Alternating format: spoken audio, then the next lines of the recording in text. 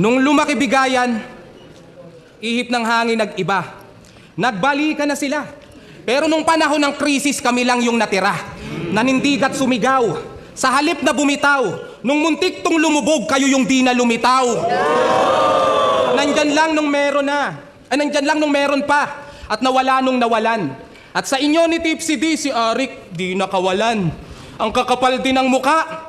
Ako lang ang kumatawan na naging loyal sa amo para masabi na solid yung bataan. Buti may JD at may Deo na natutuwa't ng gigil. Kahit na puro issue na't di na natutuwa ang leader. Nung si EJ at si Tipsy ay naudlot at natigil, napalitan tuloy ng adik at naguhubad na teacher.